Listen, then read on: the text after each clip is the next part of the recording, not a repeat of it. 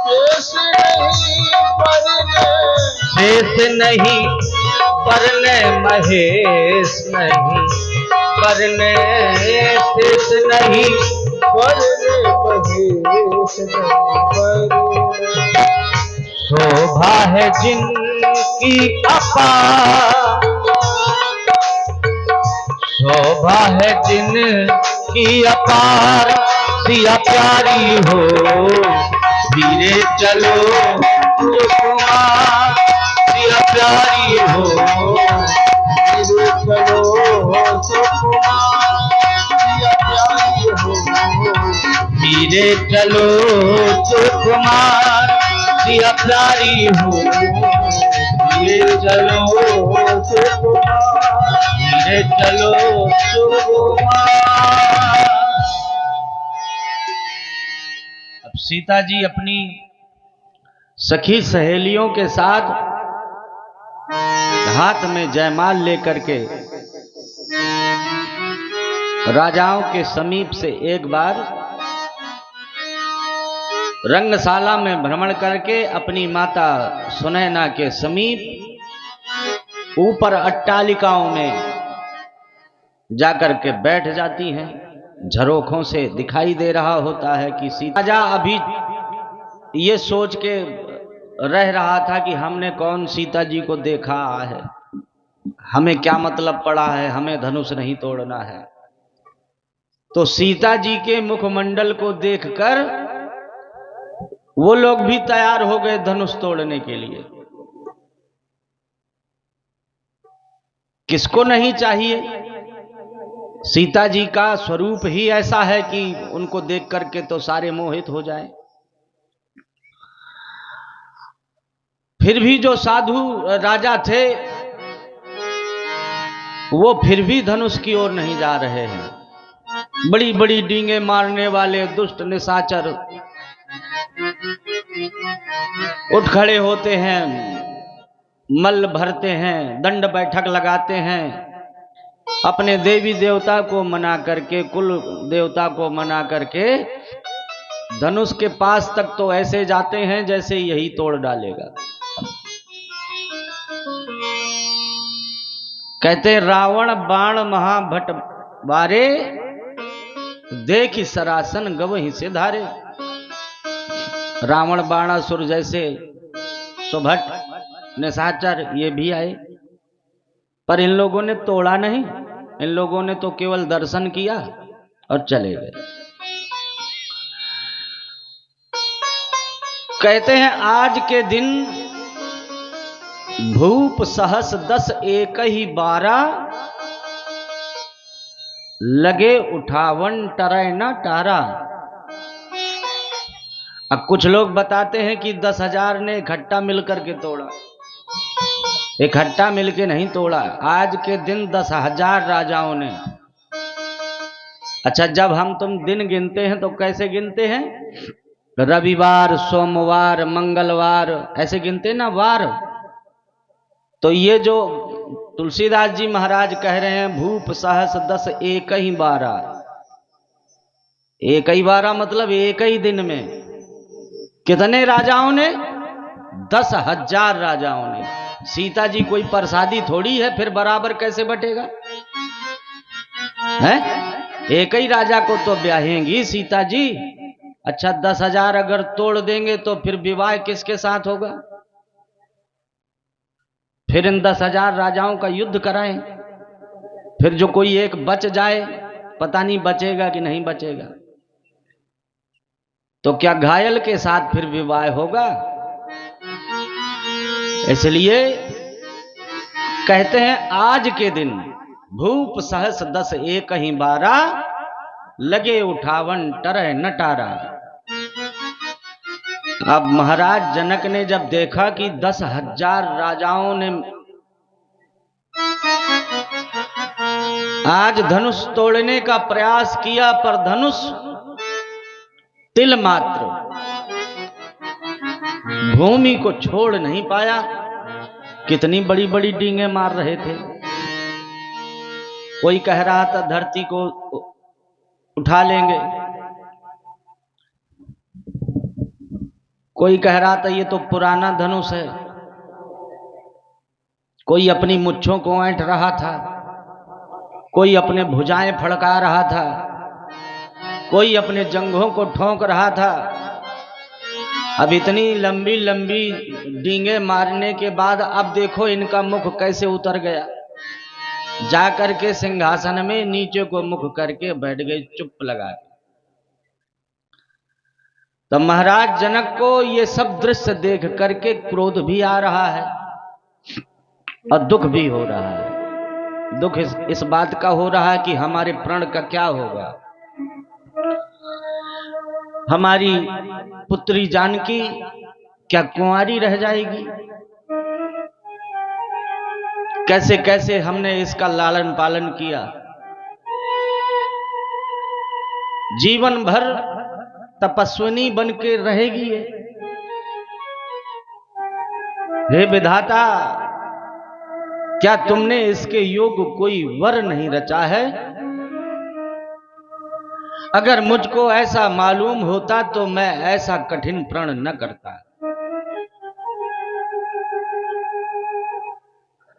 अगर मैं प्रण को छोड़ रहा हूं तो अपयश हो जाएगा, हंसी फैल जाएगी, लोग क्या कहेंगे राजा जनक अपने वचनों से बदल गए। जनक को रोता देख करके रानी रोने लगती हैं, सखी सहेलियां रोने लगती हैं, पुरवासी रोने लगते हैं। राजाओं से तो क्रोध में आकर के महाराज जनक कहते हैं कि तजहु आस निज निज गृह जाहू। अब जब तुमसे धनुष नहीं टूटा तो बैठ क्यों गए, चले जाते। अब भी कोई आशा रह गई है क्या? हमारी बेटी का तो विवाह विधाता ने ही नहीं लिखा है। अपनी सीता की अनेकों प्रकार से प्रशंसा करते हैं कि तुम लोग ये न सोचो ये कोई साधारण पुत्री है। तीनों लोग वारे जाएं हमारी जानकी पर, ऐसी छवि है हमारी सीता की। अपने भाग्य को बार बार दुख मनाते जनक जी। जब नहीं रहा गया लक्ष्मण जी से तो राम जी की ओर निहारने लगते हैं कि अब आए तो थे धनुष यज्ञ देखने, ये सब बातें मिल रही। जनक जी आवेश में आकर के कुछ वीरों की बुराई करने लगे। कहते हैं अब मैं जान गया धरती में कोई ऐसा वीर नहीं बचा है। अब जन को माखे भटमानी, वीर विहीन मही मैं जानी। अब धरती में कोई भी भट, कोई भी बलवान झूठई में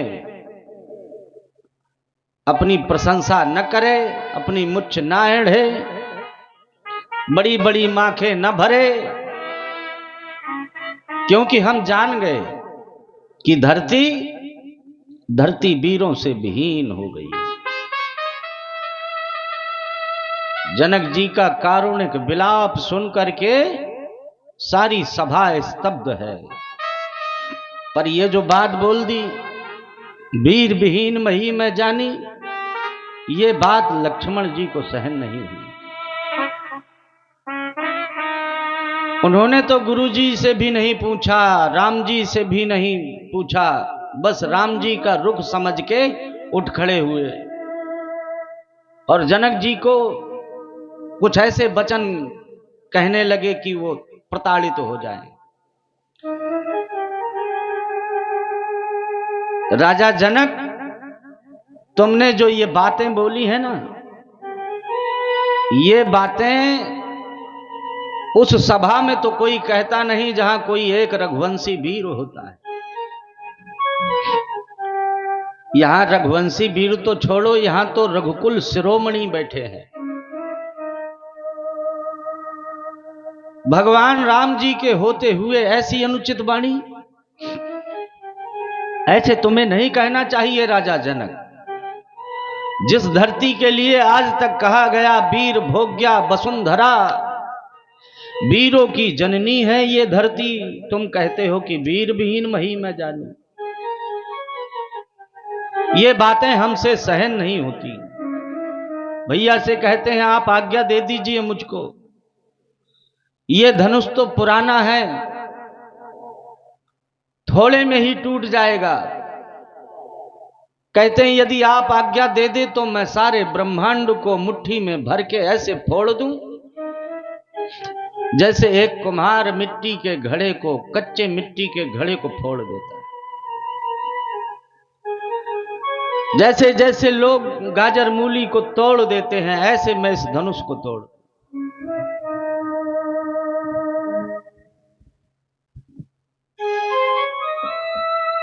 लक्ष्मण जी को इतना आवेश आ गया जनक जी की वाणी को सुन करके कि राम जी के सामने सौगंध खा ली। तोरों छत्रक दंड जिमि तौ प्रताप बलनाथ, जो न करो प्रभु पद शपथ पुनि न धरो धनु हाथ।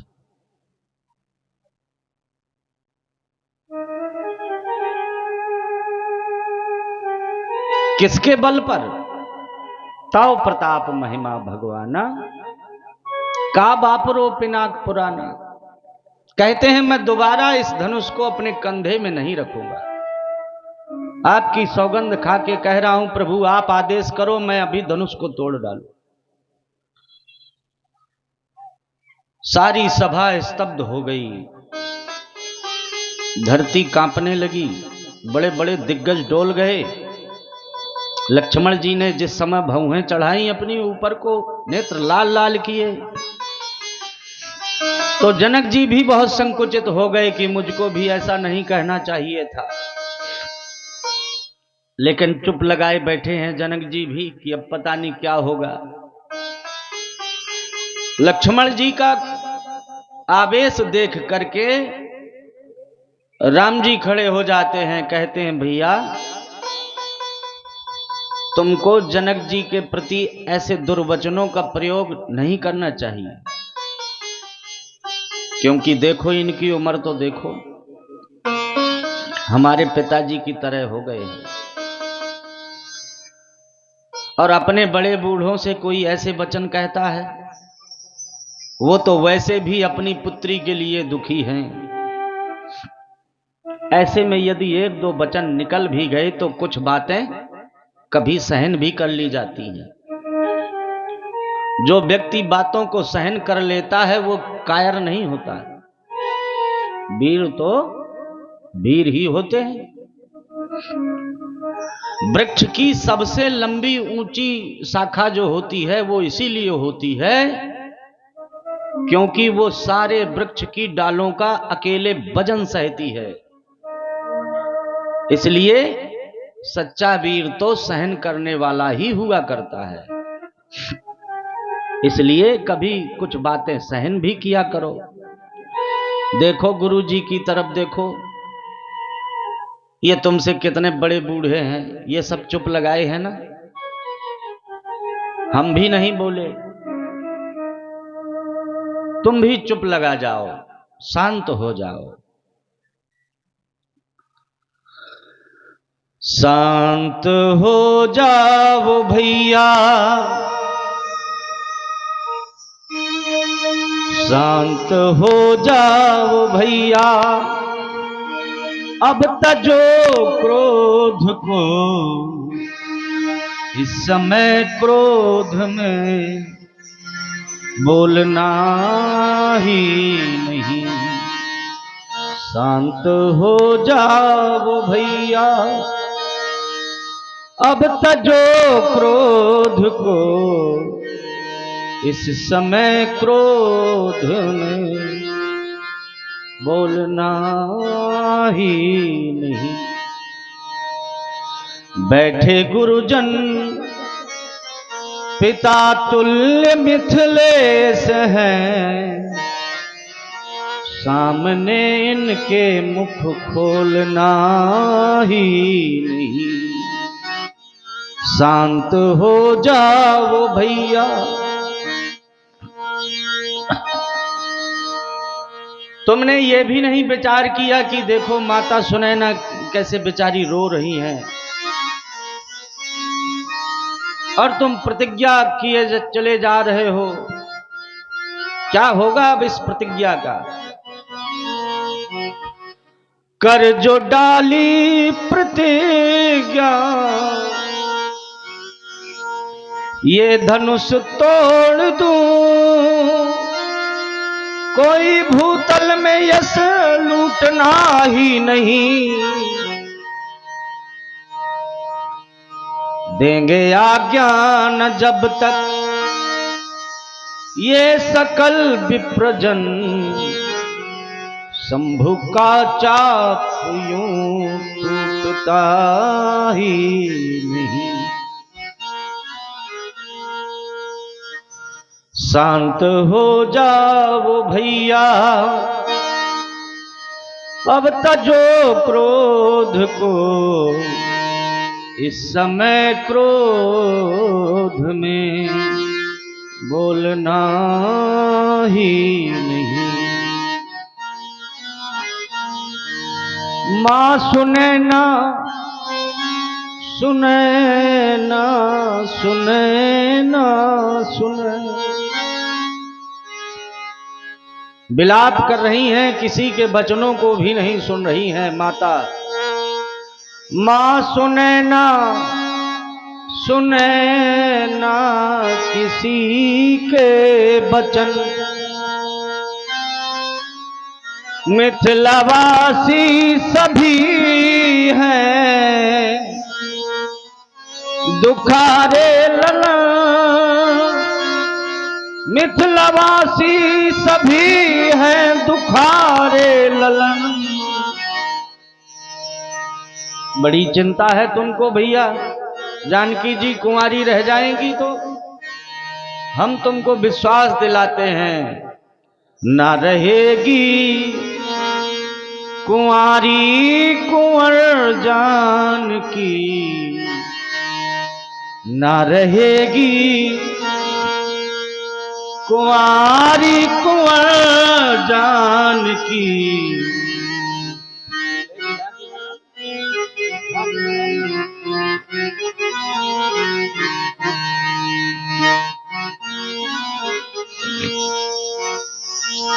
ना रहेगी कुंवारी कुंवर जानकी,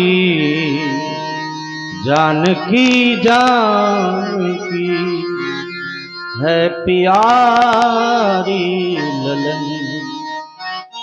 शांत हो जाओ भैया,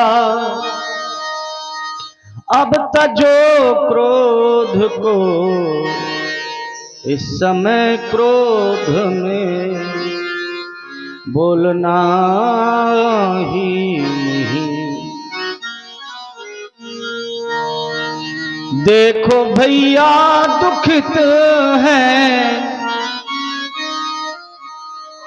ये सभी आलियां, ये गालियां देंगी मुख खोलना ही नहीं। शांत हो जाओ भैया, तजो क्रोध को, इस समय क्रोध में बोलना ही नहीं। एक दो बच्चियां कल परसों 2 दिन से कह रही सजने के लिए, वो खड़ी हो जाएं, है क्या यहाँ पे? यहाँ वहां मिल जाए तो वहां भिजवा दीजिए। थोड़ी देर में झांकी आएगी ना सज के राम सीता की। 2 बच्चियां वहां चली जाओ आचार्य जी के पास।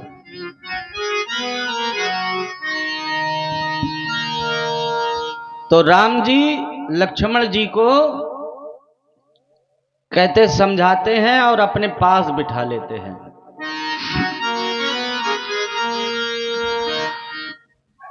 सैनई रघुपति लखन निवारे, अप्रेम समेत निकट बैठा रे।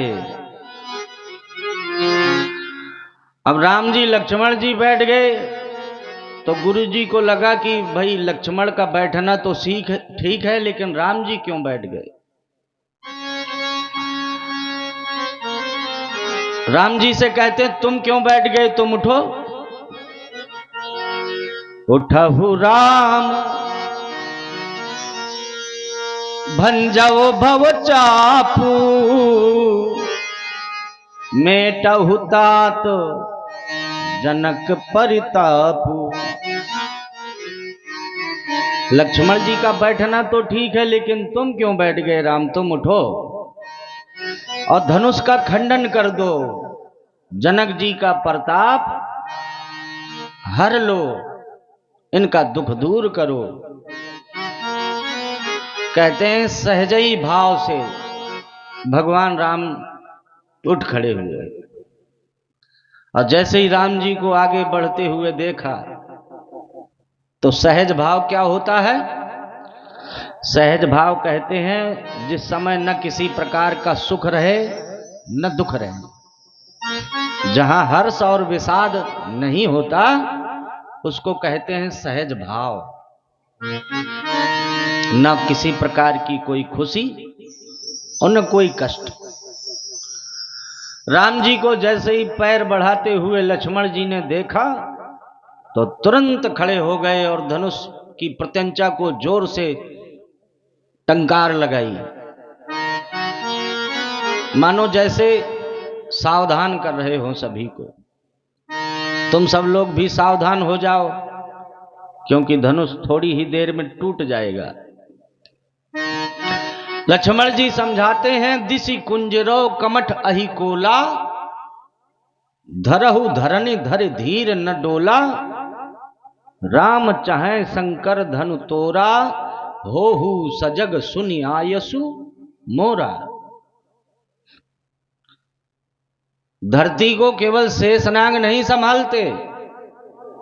हमने तुमने सुना होगा कि 4 दिशाएं हैं, 4 ही दिशाएं नहीं हैं, 10 दिशाएं हैं, और 10 दिशाओं में 10 ओर से बड़े बड़े दिग्गज विशालकाय बदन वाले शेषनाग के सहयोगी धरती को ऐसे संभाले रहते हैं कि हिले डोले ना, क्योंकि हिल गई डुल गई तो रसातल में चली गई, पानी में ही तो तैर रही है धरती।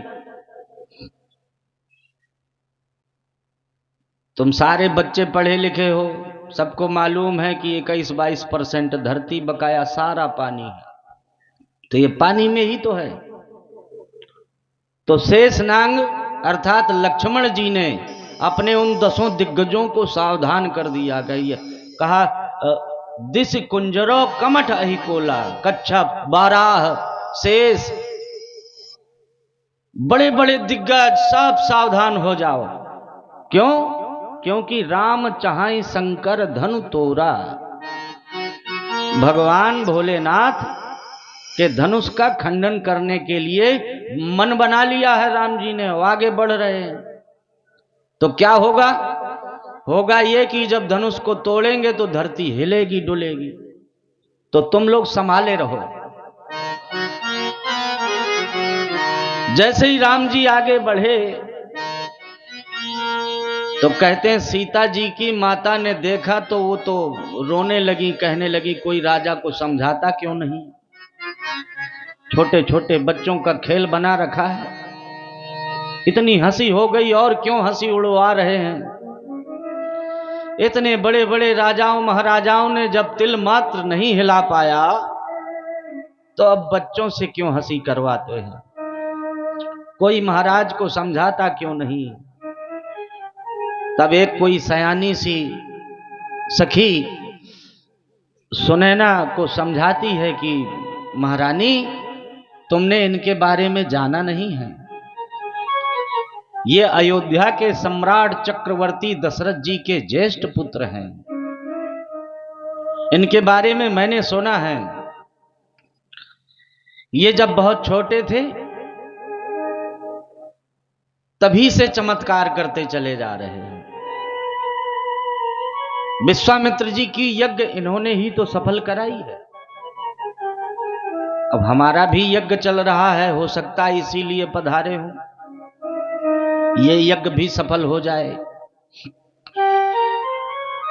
रास्ते से आ रहे थे तो ताड़का नाम की विशाल राक्षसी 60,000 हाथियों का बल रखने वाली एक ही बाण में इसी सांवले राजकुमार ने उसका उद्धार कर दिया।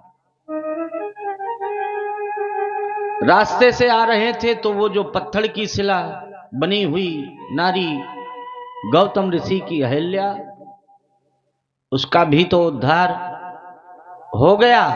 वो किसने किया? इन्होंने ही तो किया था।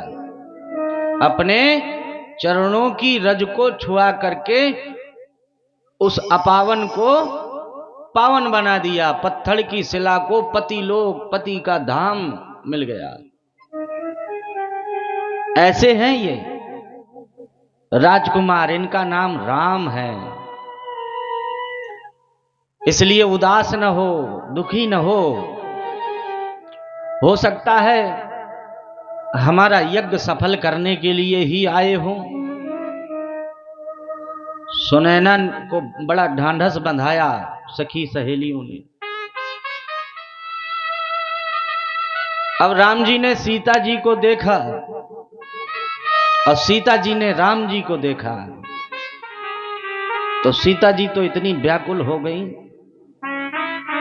कहते आंख बंद करके भगवान भूतनाथ, भोलेनाथ, माता पार्वती, गजानन, खडानन सबको मनाने लगी।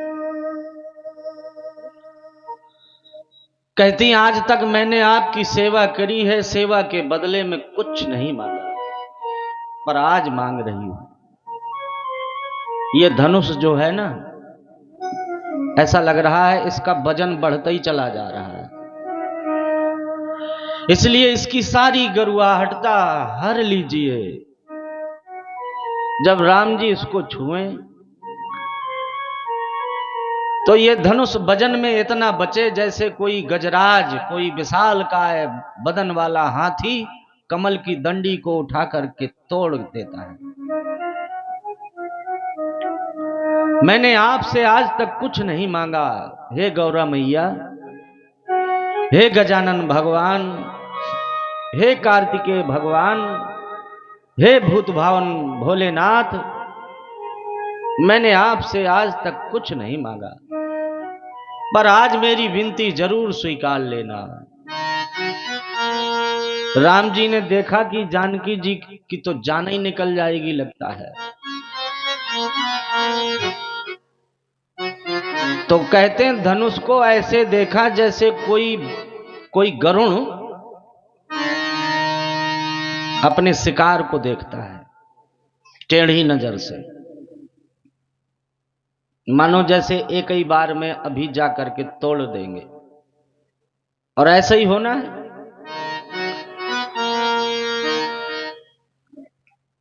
अब राम जी धीरे धीरे जैसे आगे बढ़ते हैं तो वहां बैठे हुए जो श्रद्धालु हैं,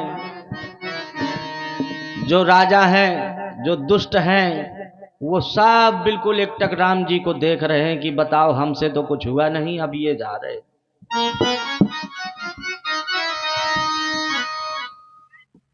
कोई कोई तो अपने आंखों की पलकों को पकड़ के बैठे हुए हैं कि ये दृश्य हमारी आंखों से ओझल न हो जाए, कहीं ऐसा न हो हम देख न पावे, धनुष टूट जाए। तो अपनी अपनी पलकों को पकड़े हुए हैं। राम जी गुरु जी को मन में नमस्कार करते हैं और कहते हैं तुरंत अति लाघव उठाए धनु लीन। गुरु ही प्रणाम मन ही मन कीना, अति लाघव उठाए धनु लीना। अब देखो हुआ तो सब कुछ, लेकिन लोग नहीं समझ पा रहे हैं कि ये सब कैसे हो रहा है। लेत चढ़ावत खैचत गाढ़े, काऊ ना लखा देख सब ठाढ़े। देख सभी रहे हैं पर दिखाई नहीं दे रहा है, कोई देख ही नहीं पा रहा है। इतने जल्दी जल्दी राम जी ने उठाया, उठा करके डोरी को पकड़ा, दूसरे सिरे में बांधा और तुरंत खींच दिया। अब खींचा भर नहीं, इतनी जोर से खींचा कि वो तो कान के उस तरफ निकल गई रस्सी। अब ज्यादा जोर से अगर रस्सी खींचेंगे तो होगा क्या, वो धनुष बीच में से टूट जाएगा। तही अवसर तही क्षण राम मध्य धनु तोरा।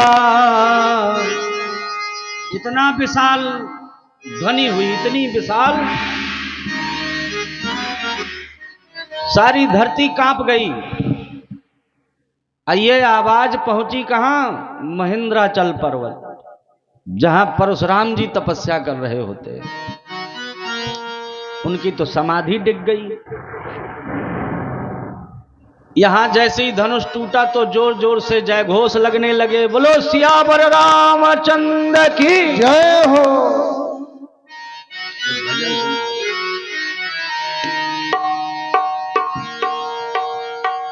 अब सभी लोग थोड़ी देर भजन करो, उसके पश्चात परशुराम जी आ जाएंगे। अब परशुराम जी जब आ जाए तब फिर न शोर करना, क्योंकि वो क्रोधी स्वभाव के हैं, तुरंत फरसा चलाते हैं।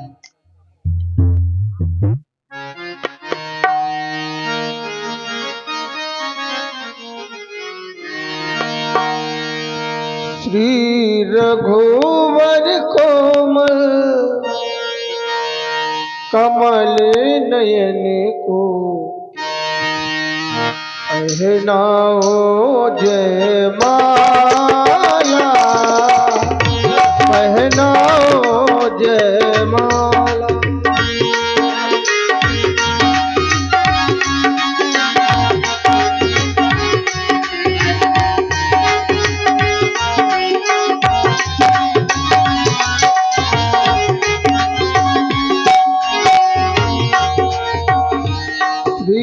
रघुवर कोमल, श्री रघुवर कोमल कमल नयन को पहनाओ जय माला, पहनाओ जय माला।